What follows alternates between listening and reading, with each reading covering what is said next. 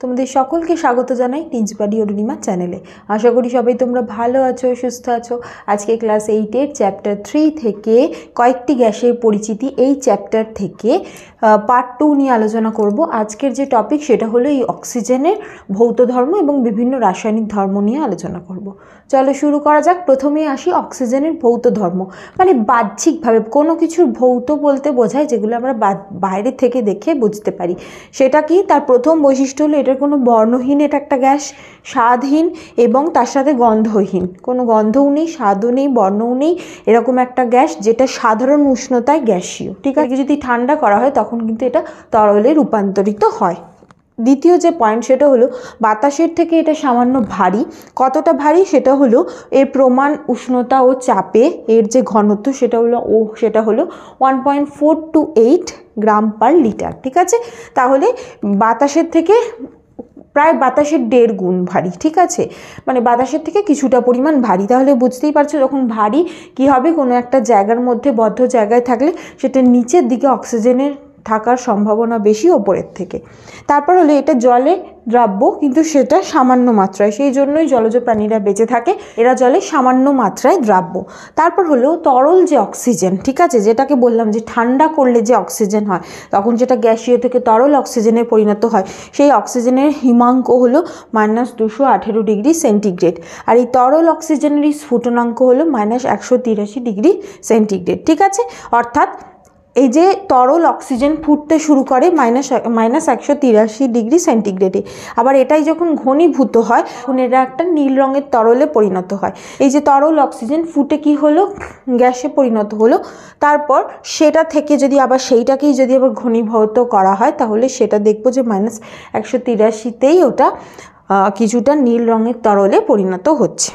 এই অক্সিজেন আমাদের বাতাসে অনেকগুলো আইসোটোপ হিসাবে দেখা যায়। ঠিক আছে, আইসোটোপ মানে কি? আইসোটোপ মানে হলো এদের পরমাণু ক্রমাঙ্ক একই, দেখো তলায় যেগুলো লিখেছি অক্সিজেনের সেগুলো একই, কিন্তু ভর সংখ্যা বদলে যাচ্ছে, 16, 17, 18 ভর সংখ্যা বদলে যাচ্ছে। মানে এখানে হলো এদের ভিতরে যে প্রোটন থাকে সেই প্রোটন সংখ্যা একই, ইলেকট্রন সংখ্যাও একই, কিন্তু নিউট্রন সংখ্যা আলাদা আলাদা হওয়ার জন্য এই ভর সংখ্যাগুলো বদলে গেছে। প্রকৃতিতে যদিও সবচেয়ে বেশি মাত্রায় এটাই পাওয়া যায় অক্সিজেন, যার ভর সংখ্যা 16 আর পরমাণু ক্রমাঙ্ক 18, কিন্তু বাকি দুটো কখনো কখনো দেখা যায়। এখন আসি অক্সিজেনের রাসায়নিক ধর্ম। প্রথম যে ধর্ম যেটা আমরা অক্সিজেনের ফর্মুলা লেখার সময় বুঝতে পারি সেটা হলো, দেখো আমরা অক্সিজেনের ফর্মুলা লিখি কি O2, তাই তো? তাহলে এই O2 থেকে কি বুঝতে পারছি যে দুখানা অক্সিজেন পরমাণু মিলে একটা অক্সিজেন অণু তৈরি করছে। ঠিক আছে, তাহলে এটা হলো দ্বিপারমাণবিক একটা অণু। ঠিক আছে, এবার দেখো এইটা খুব উচ্চ তাপমাত্রায় যদি খুব বেশি তাপ দেওয়া হয় তাহলে এই যে অক্সিজেন অণু সেটা ভেঙে যায় এবং পরমাণুতে উৎপন্ন করে, এই দুটো পরমাণু তৈরি করে। এই যে পারমাণবিক অক্সিজেন এই যেটা তৈরি হয়েছে, এই পারমাণবিক অক্সিজেনগুলো খুবই মানে জারক পদার্থ, খুব বেশি জারণ করে দেয় বিক্রিয়াতে। ঠিক আছে, আচ্ছা এখানে যে O2, এখানে যে অ্যারো দিয়ে দুটো পরমাণু লিখেছি এবং মাইনাস তাপ লিখেছি, মানে কি মাইনাস তাপ মানে হলো তাপ শোষণ করে নিচ্ছে। ঠিক আছে, তাহলে তাপ শোষণ করে নিচ্ছে মানে কি এখানে অনেক বেশি তাপ বাইরে থেকে প্রয়োগ করা হচ্ছে। দ্বিতীয় যে বৈশিষ্ট্য সেটা হলো অক্সিজেন একটা সক্রিয় মৌল, এ মোটামুটি কম বেশি সমস্ত ধাতু অধাতুর সাথেই বিক্রিয়া করে। কিছু ব্যতিক্রম আছে, ব্যতিক্রমগুলো আমি পাশে লিখেছি, সেগুলো হলো এই যেগুলো নিষ্ক্রিয় মৌলের সাথে বিক্রিয়া করে না, মানে হিলিয়াম, নিয়ন, আর্গন, ক্রিপ্টন, জেনন, রেডন এগুলোর সাথে করে না। সোনা, প্ল্যাটিনাম এরকম কিছু নোবেল ধাতুর সাথে করে না, এদেরকে নোবেল ধাতু বলে কারণ এরা সহজে কারোর সাথে বিক্রিয়া করে না। তার সাথে ক্লোরিন, ব্রোমিন, আয়োডিন এই তিনটের সাথেও বিক্রিয়া করছে না। ঠিক আছে, তাহলে এইগুলো বাদ দিয়ে সমস্ত ধাতু এবং অধাতুর সাথেই অক্সিজেন কম বেশি বিক্রিয়া করে, সেই জন্য এটাকে একটা সক্রিয় মৌল বলা হচ্ছে। ঠিক আছে, অনেক সময় এখান থেকে প্রশ্ন আসে নোবেল মৌল কোনগুলো, তার সাথে অক্সিজেন বিক্রিয়া করে কিনা, খুব ভালো করে মনে রাখতে হবে সোনা, প্ল্যাটিনাম এইগুলো। সেই জন্যই দেখবে আমরা যখন 12 মাস কোনো সোনার জুয়েলারি ব্যবহার করি বা প্ল্যাটিনামের ব্যবহার করি তখন কি হয়, সেগুলো কিন্তু বাতাসের সাথে ক্ষয়ে যায় না, কারণ বাতাসে অক্সিজেন সেগুলোর ওপর কোনো রকম প্রভাব ফেলে না। পরের যে পয়েন্ট, তৃতীয় যে বৈশিষ্ট্য রাসায়নিক ধর্ম সেটা হলো অক্সিজেন নিজে দাহ্য নয়, অক্সিজেন নিজে পড়ে না, কিন্তু এটা অন্য কিছুকে পুড়তে সাহায্য করে। এটা বেশিরভাগ ধাতু এবং অধাতুর সাথেই যুক্ত হওয়ার সময় তাপ এবং আলো এই দুটোই উৎপন্ন করে। তার মানে কি অক্সিজেন যখন ধরো কোনো কিছু তুমি পোড়াচ্ছ, ধরো একটা মোমবাতি জ্বালিয়েছো, তার মানে কি এক্ষেত্রে অক্সিজেন ওই মোমটাকে জ্বলতে সাহায্য করছে, মানে মোমটাকে গলিয়ে দিচ্ছে, সেখান থেকে তাপ শক্তি এবং আলোক শক্তি উৎপন্ন করছে। ও কিন্তু নিজে পুড়ছে না, পুড়তে সাহায্য করছে। ঠিক আছে, আমাদের যে শ্বাসক্রিয়া চলছে, আমরা যে শ্বাস নিচ্ছি, যে কোনো জীব যে শ্বাস নেয়, সেক্ষেত্রেও অক্সিজেনের একটা গুরুত্বপূর্ণ ভূমিকা আছে। আমরা যে এই যে নাকের মাধ্যমে যে প্রশ্বাস নিচ্ছি, সেটা আমাদের ফুসফুসের মাধ্যমে সমগ্র শরীরে ছড়িয়ে পড়ছে। এবার আমাদের কোষে কি থাকছে, আমরা যে খাদ্য খাই সেখান থেকে শক্তি আছে, শক্তি মানে গ্লুকোজ আছে, এইটা ধরো গ্লুকোজ। ঠিক আছে, তাহলে এই C6H12O6 এই গ্লুকোজের সাথে 6 অণু অক্সিজেন বিক্রিয়া করে নিয়ে এখান থেকে 6 অণু CO2, 6 অণু জল এবং তাপ তৈরি করে। এই যে তাপ শক্তি তৈরি করে, এটাই আমাদের শরীরে যে তাপ সেটা মেনটেন করে, তার সাথে বিভিন্ন রকম কার্য করতেও সাহায্য করে। তাহলে আমরা যে অক্সিজেন যে শ্বাসকার্যে সাহায্য করছে, সেটার আসল বিক্রিয়া হলো এইটা, গ্লুকোজের সাথে অক্সিজেন বিক্রিয়া করে কার্বন ডাইঅক্সাইড, জল এবং তাপ উৎপন্ন করছে। এই কার্বন ডাইঅক্সাইডটাই নিঃশ্বাসের মাধ্যমে আমরা ফুসফুসের মাধ্যমে বার করে দিচ্ছি। তারপরের যে পয়েন্ট, সেটা হলো মোস্ট ইম্পর্ট্যান্ট পয়েন্ট, মানে অক্সিজেনের যে রাসায়নিক যে ধর্ম, তার একটা অন্যতম ইম্পর্ট্যান্ট একটা পয়েন্ট, সেটা হলো অক্সাইড গঠন। এই যে এখানে বললাম অক্সিজেন যে সক্রিয় মৌল, অক্সিজেন এইগুলোকে বাদ দিয়ে বেশ কিছু ধাতু এবং অধাতুর সাথে বিক্রিয়া করে। ঠিক আছে, সেইগুলোকেই বলছে হলো মৌলের অক্সাইড। অক্সিজেন মৌলের সাথে যুক্ত হচ্ছে, সেইগুলোকে বলছে অক্সাইড। ঠিক আছে, এই অক্সাইডকে যদি আমরা দেখব মোটামুটি 4 প্রকার হয়ে থাকে: আম্লিক অক্সাইড, ক্ষারকীয় অক্সাইড, উভধর্মী অক্সাইড, পারঅক্সাইড। এবার প্রথমে আসি আম্লিক অক্সাইডে। যখন কোনো অধাতু অক্সিজেনের সাথে বিক্রিয়া করে, তখন সেক্ষেত্রে তৈরি হচ্ছে হলো আম্লিক অক্সাইড। অধাতু বলতে ধরো এখানে লিখছি, ধরো কার্বন যুক্ত হচ্ছে অক্সিজেনের সাথে, সেক্ষেত্রে বিক্রিয়া করছে হলো CO2। ঠিক আছে, তারপর ধরো সালফার বিক্রিয়া করছে অক্সিজেনের সাথে, নিয়ে তৈরি করছে SO2। ঠিক আছে, তারপর ধরো ফসফরাস, 4 অণু ফসফরাস যুক্ত হয় 5খানা অক্সিজেন অণুর সাথে, নিয়ে হলো P4O10 তৈরি করছে। তাহলে এইগুলোই হলো সবকটা আম্লিক অক্সাইড, CO2, SO2, P4O10 এইটা। তাহলে এইগুলোকে কেন আম্লিক অক্সাইড বলছে? এবার ধরো তুমি একটা এরকম একটা গ্যাস জার নিলে, এতে পুরো অক্সিজেন কিন্তু ভরা আছে, এর মুখটা বন্ধ। এবার এর মধ্যে এরকম একটা তুমি জ্বলন্ত কয়লা বা জ্বলন্ত কয়লা প্রবেশ করালে, এই বদ্ধ অবস্থাতেই থাকবে, তাও এই যে শুধু চামচটা প্রবেশ করতে পারে এইরকম। এবার এইরকম এটা অক্সিজেন গ্যাসপূর্ণ, যখনই এটা প্রবেশ করাবে দেখবে যে এই যে কয়লাটা সেটা উজ্জ্বল হয়ে জ্বলতে শুরু করলো। এবার এর ভিতরে তো আরও কিছু গ্যাস ভরে যাবে, এবার সেইটার ভিতরে এবার এই যে গ্যাস জারের ঢাকনাটা সরিয়ে যদি আমরা একটা ভিজে লাল লিটমাস পেপার আর একটা নীল লিটমাস পেপার ধরি, কি দেখবো এক্ষেত্রে, যেহেতু তৈরি হচ্ছে আম্লিক অক্সাইড, মানে তৈরি হচ্ছে CO2, SO2 এগুলো, সেক্ষেত্রে কি তৈরি হয়ে যাচ্ছে, সেক্ষেত্রে এগুলো হলো সবই আম্লিক। অর্থাৎ এখান থেকে এটা জলের সাথে বিক্রিয়া করে কি তৈরি করবে, অ্যাসিড তৈরি করবে। সেই জন্য যে ভিজে লিটমাস পেপার দিতে হবে কিন্তু, কারণ এক্ষেত্রে যেগুলো রয়েছে সেটা এখানে গ্যাস রূপে রয়েছে, মানে CO2, SO2 এগুলো গ্যাস রূপে রয়েছে। এবার ভিজে যেই লিটমাস পেপার প্রবেশ করালাম, একটা লাল লিটমাস একটা নীল লিটমাস, দেখব কি যে এই ক্ষেত্রে যে নীল লিটমাস সেটা লাল হয়ে গেছে, কারণ নীল লিটমাস কি, নীল লিটমাসের pH কি, মানে নীল লিটমাস ক্ষারের সাথে এক্ষেত্রে অ্যাসিড বিক্রিয়া করবে, সেই জন্য নীল লিটমাস লাল হয়ে গেছে, সেইটা এখানে দেখাবে। তাহলে এক্ষেত্রে কি বিক্রিয়া হচ্ছে, কেন নীল লিটমাস লাল হচ্ছে? এই যে CO2, এটা এই যে ভিজে লিটমাস পেপারের ভিজে মানে জল অংশটার সাথে বিক্রিয়া করে তৈরি করছিল H2CO3 কার্বনিক অ্যাসিড। ঠিক, তাছাড়াও দেখো এই যে SO2 যে গ্যাস তৈরি হচ্ছে, সেটাও H2 ওর সাথে যুক্ত হয়ে তৈরি করছে হলো H2SO3। ঠিক আছে, তাহলে এইগুলো সবই হলো অ্যাসিড, সেই জন্য এটা নীল লিটমাস পেপারকে লাল করে দেবে। আর লাল লিটমাস পেপারে কিন্তু কোনো রকম পরিবর্তন হবে না। ঠিক আছে, তাহলে এর কাজ কি হলো, নীল লিটমাস লাল হয়ে গেল। এরপর যে অক্সাইড আসি সেটা হলো ক্ষারকীয় অক্সাইড। নামটা থেকেই বুঝতে পারছো যে ক্ষারকীয় অক্সাইড মানে কি, অক্সাইড মানে অবশ্যই অক্সিজেনের সাথে কিছু না কিছু বিক্রিয়া করছে। এক্ষেত্রে ধরো, এক্ষেত্রে একটা পরীক্ষা করা হচ্ছে, ধরো একটা ম্যাগনেসিয়াম ফিতাকে তুমি জ্বালাচ্ছ, ম্যাগনেসিয়াম ফিতা অনেক সময় ল্যাবরেটরিতে থাকে, সেটাকে তুমি যদি জ্বালাচ্ছ মানে আগুন জ্বালিয়েছো, ম্যাগনেসিয়াম ফিতাতে আগুন দিয়েছো, তাহলে সেটা জ্বলতে থাকবে। দেখবে যে ম্যাগনেসিয়াম ফিতার তলা থেকে সাদা সাদা ধূসর রঙের গুঁড়ো পড়তে থাকে, যেরকম দেখবে কালী পুজোর সময় আমরা ইলেকট্রিক তার পোড়ালে, মানে ইলেকট্রিক তার বলে একরকম বাজি পাওয়া যায়, সেইটা পোড়ালে যেরকম গুঁড়ো গুঁড়ো হয়, অনেকটা সেই রকম গুঁড়ো গুঁড়ো ধূসর রঙের পদার্থ পড়ছে। এবার সেইটাকে যদি জলে গুলে সেটা একটা জলের মিশ্রণ তৈরি করলে এবং তার ভিতরে নীল লিটমাস এবং লাল লিটমাস পেপার ডোবালে, সেক্ষেত্রে দেখা যাবে লাল লিটমাস পেপারটা নীল হয়েছে, কিন্তু নীল লিটমাস পেপারের কোনো রকম পরিবর্তন হয়নি। তাহলে এক্ষেত্রে লাল লিটমাসটা কি হয়ে যায়, নীল হয়ে যায়। তাহলে যে পরীক্ষাটা বললাম সেটাতে কি ম্যাগনেসিয়াম ফিতা ছিল, অক্সিজেনেতে তুমি পোড়াচ্ছ, তৈরি হচ্ছে কি MgO, ঠিক আছে। এবার এই যে ধূসর রঙের একটা পদার্থ গুঁড়ো গুঁড়ো পাওয়া যাচ্ছে, সেইটার সাথে তুমি জল যোগ করছো, তাহলে এখান থেকে তৈরি হচ্ছে MgOH হোল টুয়াইস, ঠিক আছে। তাহলে এইটা যেটা, এটা হলো তোমার ক্ষারকীয় অক্সাইড। একইভাবে যদি ক্যালসিয়ামকে পোড়াও বা লিথিয়াম ক্যালসিয়াম এগুলো থেকেও অক্সিজেনের সাথে যে অক্সাইড তৈরি করে সেগুলো ক্ষারকীয় অক্সাইডের মধ্যেই পড়ছে। মানে ক্যালসিয়াম Ca+O2 নিয়ে যদি তৈরি হচ্ছে CaO, ঠিক আছে। এবার CaOর সাথে জল যোগ করেছো, তাহলে সেখান থেকে তৈরি হলো CaOH হোল টুয়াইস, এইটা হলো ক্ষারকীয়। তার মানে এটা লাল লিটমাসকে নীল করছে, ঠিক আছে। আর নীল লিটমাস পেপারের কিন্তু কোনো রকম পরিবর্তন হচ্ছে না, ঠিক আছে। এই দুটো তাহলে মোটামুটি ম্যাগনেসিয়াম, লিথিয়াম, এইগুলো থেকে, ক্যালসিয়াম, এগুলো থেকে ক্ষারকীয় অক্সাইড পাওয়া যাচ্ছে, ঠিক আছে।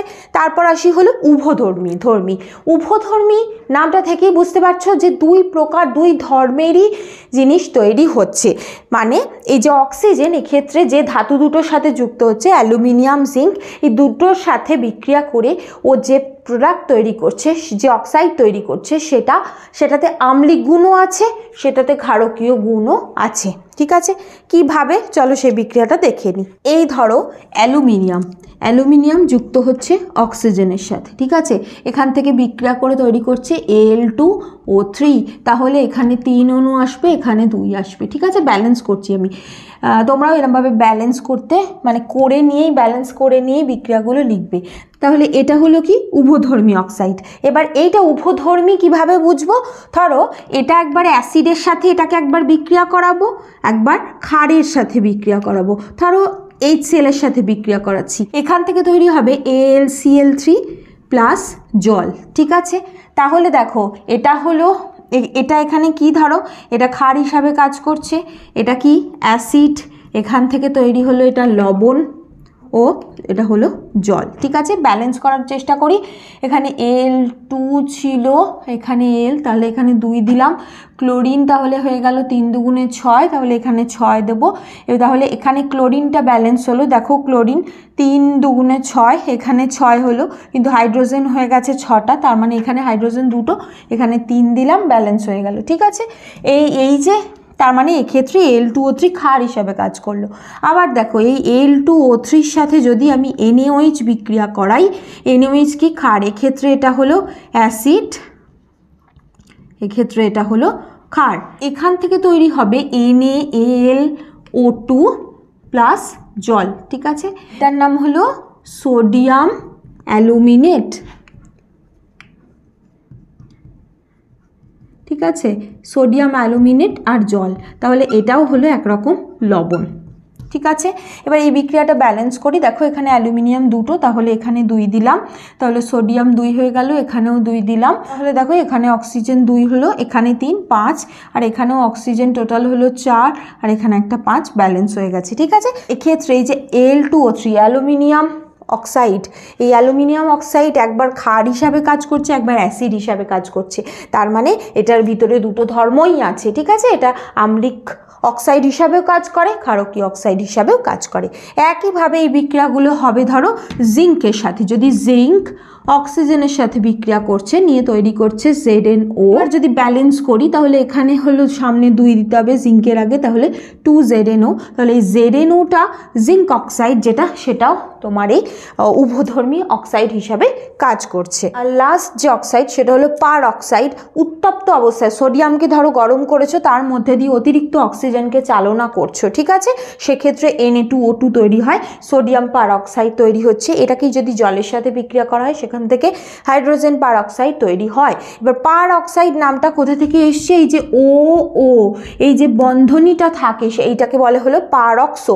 এ দেখো Na+O2 এখান থেকে হয়েছে হলো Na2O2, ঠিক আছে, সামনে একটা 2 দিতে হবে। এই যে Na2O2 এটার গঠন কিরম? Na এর সাথে একটা অক্সিজেন যুক্ত থাকে, তার সাথে আরও একটা অক্সিজেন এপাশে Na। তাহলে এই যে ও বন্ধনী এইটাকেই বলে হলো পারঅক্সো বন্ধনী, ঠিক আছে। এই যে পারঅক্সো বন্ধনীর জন্যই এটাকে অক্সাইড বলা হচ্ছে, ঠিক আছে। তাহলে মৌলের 4টে অক্সাইড আমরা জানলাম, একটা হলো আম্লিক অক্সাইড, একটা হলো ক্ষারকীয় অক্সাইড, তারপর উভধর্মী অক্সাইড এবং পারঅক্সাইড। পরের যে রাসায়নিক ধর্ম সেটা হলো জারণ ক্রিয়া। অক্সিজেন জারণ ক্রিয়া দেখায়। ধরো একটা পরীক্ষা করা হচ্ছে, প্রথমে কি করা হচ্ছে, একটা টেস্ট টিউবের মধ্যে এরকম একটা টেস্ট টিউব নিয়েছো, তার ভিতরে কপার ছিবড়ে নিয়েছো, ঠিক আছে, তার সাথে পাতিত জল নিয়েছো এবং নিয়েছো হলো HNO3 নাইট্রিক অ্যাসিড। এবার এই পাতিত জল আর নাইট্রিক অ্যাসিড সম আয়তনের হতে হবে, 1:1 হতে হবে, মানে যতটা নিয়েছো এটার যা আয়তন, জলের যা পাতিত জলের যা আয়তন আর HNO3 আয়তনও তাই, এইভাবে নিতে হবে, ঠিক আছে। এবার দেখো, যখন এখানে কিন্তু পাতিত জলই নিতে হবে, কারণ এমনি জল নিলে কিন্তু বিক্রিয়াটা অন্যরকম হতে পারে। এবার যখন এখানে HNO3 ঢালছো এবং বুনসেন বার্নারে একে উত্তপ্ত করছো, ঠিক আছে, এখান থেকে একরকম গ্যাস নির্গত হতে থাকে। এই যে গ্যাসটা নির্গত হচ্ছে, একে যদি অক্সিজেন মানে গ্যাসপূর্ণ গ্যাস জারের মধ্যে প্রবেশ করানো হয়, সেক্ষেত্রে দেখব যে এখান থেকে যে গ্যাসটা বার হচ্ছিল সেটা কিন্তু বর্ণহীন ছিল। এবার যখনই অক্সিজেনের ভিতরে প্রবেশ করছে, এখানে বাদামি রঙের গ্যাস উৎপন্ন হচ্ছে। এই বিক্রিয়াটা কি হচ্ছে, কি পরিবর্তন হচ্ছে? কপারের সাথে HNO3 বিক্রিয়া করছে, নিয়ে এখানে তৈরি করছে CuNO3 ঠিক আছে, কিউপ্রিক নাইট্রেট। এবার এই যে কিউপ্রিক নাইট্রেটের সাথে তৈরি করছে হলো নাইট্রিক অক্সাইড।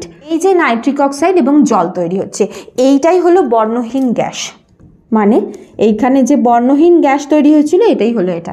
এখান থেকে বার হয়ে এটাকে যখন অক্সিজেনপূর্ণ গ্যাস জারের মধ্যে প্রবেশ করানো হচ্ছে, তখন সেটা নাইট্রোজেন ডাইঅক্সাইড গ্যাসে পরিণত হয়ে যাচ্ছে, যেটা বাদামি বর্ণের, ফলে এখান থেকে বাদামি বর্ণের ধোঁয়া বেরোতে থাকছে। এবার এই বিক্রিয়াটা ব্যালেন্স ছাড়া লেখা আছে, ব্যালেন্স করলে এখানে 3 হবে, এখানে 8 হবে, এখানে 3, এখানে 2, এখানে 4, ঠিক আছে। এবার বলে দিচ্ছি দেখো কিভাবে। এখানে 3টে কপার রয়েছে, এখানেও 3টে কপার হচ্ছে, ঠিক আছে। দেখো তারপর নাইট্রোজেন কতগুলো? 8খানা। এখানেও নাইট্রোজেন বাইরে 2টো আর এখানে 3টে, মানে 3 দুগুণে 6, আর এখানে 2 দিয়েছি মানে 7, 8, ঠিক আছে। আর অক্সিজেন হলো 3 দুগুণে 6, 18, আর এখানে 3 8 24। দেখো অক্সিজেন এখানে অক্সিজেন দেখো 3 দুগুণে 6 আর 3 6 18, 19 20 21 22 23 24, ঠিক আছে। এই বিক্রিয়াটা কিন্তু আমি বলবো তোমরা ব্যালেন্স সহই করার চেষ্টা করবে, কারণ এই বিক্রিয়াটা কিন্তু যখন আমাদের শুধুমাত্র ব্যালেন্স করতে দেয় তখন এই বিক্রিয়াটা প্রচণ্ড আসে, কারণ একটু এইটার ক্যালকুলেশনটা জটিল, সেই জন্য এই বিক্রিয়াটা প্র্যাকটিস করতে হবে ভালোভাবে, এবং তার সাথে সাথে এই বিক্রিয়াটা যখন ব্যালেন্স করবে কোথায় কতগুলো হচ্ছে সেগুলো মাথায় রেখে করতে হবে। এবার এক্ষেত্রে জারণ ক্রিয়া কোথায় হচ্ছে? এক্ষেত্রে যে এই NO গ্যাস তৈরি হয়েছিল এটার সাথে অক্সিজেন যুক্ত হচ্ছে এবং এক্ষেত্রে জারণ ক্রিয়া ঘটাচ্ছে, নিয়ে বাদামি বর্ণের নাইট্রোজেন ডাইঅক্সাইড গ্যাস তৈরি করছে। একইভাবে যদি ফেরাস সালফেট নাও, ফেরাস সালফেটের সাথে যদি তুমি লঘু সালফিউরিক অ্যাসিড মেশাচ্ছ এবং সেইটাকে অক্সিজেন জারের মধ্যে দিয়ে মানে সেটার ভিতরে অক্সিজেন গ্যাস চালনা করছো, এক্ষেত্রে ফেরাস সালফেটের রং হালকা সবুজ রঙের প্রথমে থাকে, কিন্তু এই বিক্রিয়াটা হওয়ার পরে এটা একটা হলুদ বর্ণের দ্রবণে পরিণত হয়ে যাচ্ছে, এক্ষেত্রেও অক্সিজেন এখানে এর জারণ ঘটাচ্ছে। তারপর আসি হলো অক্সিজেন শোষক, মানে কোনো ধাতু বা কোনো মৌল অক্সিজেনকে শোষণ করে নেয়, যেমন ধরো সোনা, রূপা, তারপর ধরো প্ল্যাটিনাম, এগুলো কম তাপমাত্রায় এর মানে পৃষ্ঠে অক্সিজেনকে ধারণ করে। মানে এটা যদি একটা সোনার টুকরো হয়, এর ওপর এরম অক্সিজেন আটকে থাকে, আবার যখন তাপ পায় তখন এই অক্সিজেন এখান থেকে বেরিয়ে যায়। ঠিক আছে, এই যে মৌলগুলোতে এটা দেখা যাচ্ছে। এছাড়াও ক্ষারীয় পটাশিয়াম পাইরোগ্যালেট দ্রবণ, সেটা এই অক্সিজেনকে দ্রুত শোষণ করে নিয়ে বাদামি বর্ণ ধারণ করে। এছাড়াও অ্যামোনিয়াযুক্ত যে কিউপ্রাস ক্লোরাইড, সেটাও অক্সিজেনের সাথে যুক্ত, অক্সিজেনকে সহজেই শোষণ করে নিয়ে নিজে নীল বর্ণ ধারণ করছে। তাহলে এই যে পদার্থগুলো ক্ষারীয় পটাশিয়াম পাইরোগ্যালেট, অ্যামোনিয়াযুক্ত কিউপ্রাস ক্লোরাইড, এগুলো কিন্তু কি করে, তাহলে অক্সিজেনকে সহজেই টেনে নিচ্ছে। তাহলে এই যে ধর্মগুলো নিয়ে আলোচনা করলাম, এখান থেকে কিন্তু ছোট প্রশ্ন আসে। এই যে কপারের সাথে যে বিক্রিয়া, এখানটা থেকে আসে, এর জারণ ক্রিয়া আসে, অক্সাইডগুলো থেকে প্রশ্ন আসে। এই জায়গাটা খুব ভালো করে পড়তে হবে। আশা করি তোমরা বুঝতে পেরেছো। আজ এই পর্যন্তই। কোনো প্রশ্ন থাকলে কমেন্ট করো। তোমরা এই ভিডিওটাকে লাইক করো, বেশি বেশি করে শেয়ার করে দিয়ে সাবস্ক্রাইব করো। Thank you.